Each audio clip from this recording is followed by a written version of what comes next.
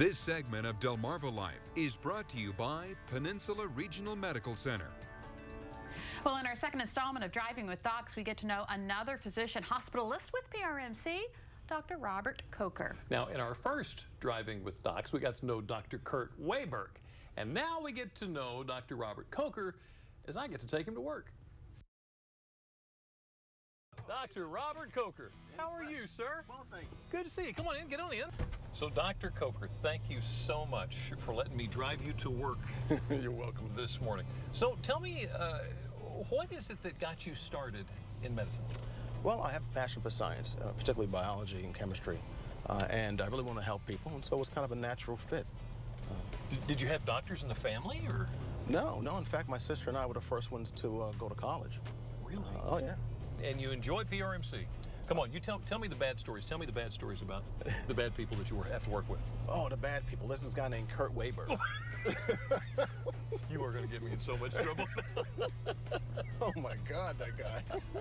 We've got this picture of you as a child with three other hoodlum-looking. Is this your posse, doctor? Tell me about this. Yeah, that was my gang. Yeah, I think we were about 8 years old, and it was Easter. And it was those days people dressed up for Easter, you know, the hats and the bonnets and all that stuff. And so they took this picture, and, you know, later on when I became an adult, I looked at it, I said, that's like Muggsy and the gang. The guy up front, he's got his hand in his pocket, he looks rough. So name them for me. Who's who? One is Pookie. Yeah. One is Chino, there's me, and the other one, oh God, I can't think of his name. Okay, Pookie and Chino, so what was your name? You don't want to know my name. Oh, okay, we'll let that one go then. Okay. Let's go with that one. Now, you also played basketball. Yeah, well, you know, I'm a kid from the Bronx and Queens, and we're in a whole lot of parks. You know, so there was always a basketball court somewhere, so you played basketball, you hung out at the park, and you had no choice but to play because otherwise you'd be sitting alone on the sidelines. Because everybody played. Because everybody played. I came from a neighborhood where a lot of the stars that went to the NBA played. And so what would happen, you'd wait about an hour to get your game, and then you get in there and they would dust you in about a minute. So tell me more about your lovely wife. Michelle, we've been married almost 26 years now. Been together about 30 years. Lovely woman. You know, when I was in medical school, we had children. And so she was pretty much a single parent, and she did a fantastic job.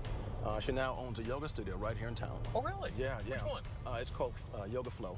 Ah. It's just down the College Street by College Avenue, by just past the high school, Bennett High School. I've got to ask you about this picture, where it looks like you're standing in a room, in a beautiful, beautiful room, reading a book, and there's other people. I saw a witch's hat. I saw a top. What is going on in this picture?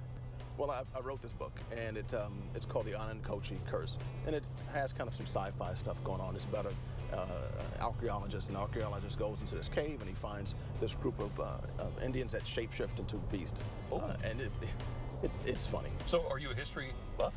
Well, you know, I really like medieval history. Really? I can't quote a whole lot of stuff. I just think it's an interesting time. So if you think about it, everything that we need right now, and you know, clothes, a place to stay, doctor's visits, schooling, they need it then as well. Right. And so the question is, how did they do it without all this technology? And that's what's fascinating. So would you have been a doctor back in the day? I hope so. Either that or a magician. I don't know.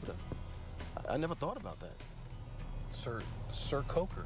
Sir Coker the Great. You got to put Sir Coker the Great. I'm Sir sorry. Coker the Great. Yeah. See the sign on the side of the horse. That was my fault. I'm sorry. So you mentioned magician. Is there an interest there, or? You know, like any kid, I had like, you know, the little 10-year-old kind of magic show, and I sucked at it. You know. You know, the best I could do was put the whoopee cushion on my sister. You know, there was the fake poop. She never fell for that. So I don't think I'm pretty good at that kind of stuff. You know. So if someone was in a position of thinking, you know, I kind of like to do this, but I really don't know if I can, what would you tell them? When I was applying to medical school, I was 29 years old, and I told my dad, I said, well, I'm done, I'll be 36. He said, well, you could be a 36-year-old doctor or a 36-year-old bum.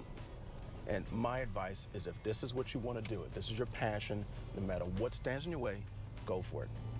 Other people will say, well, it's too expensive. And I would say, there is no better investment than in your future. Is there anything at all that comes to mind that you would love to share with the viewer who loves you so dearly. First of all, I want to thank God and Ma. Thank you, Ma. You know what the football players do. They forget Dad. They forget Dad. It's always Mom.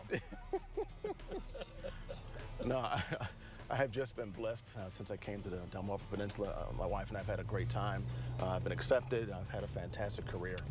What a blessing it is to enjoy what you do and have people appreciate it as well. And it's a good group. Do you like PRMC? Yeah, I like it a lot. Do they just need to pay you more money? Do we need to try to squeeze more money on them? Yeah, if you can get Peg and the Leopard to throw a few extra dollars in the kitty, that'd be just fine.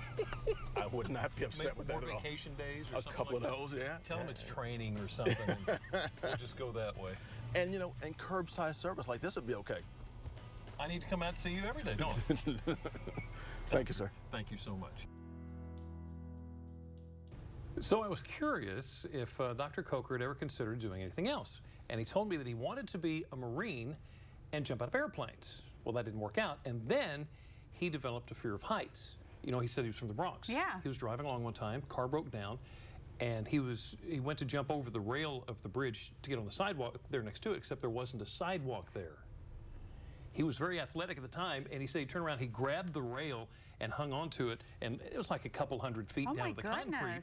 And he finally climbed back over, and he said he's been afraid of heights ever since, and I think I can understand why. I understand that. Neat guy. Yeah. A magician. A magician. Sir Coker the Great. Yeah, I like that. I'm glad he's a doctor here, though. Yes.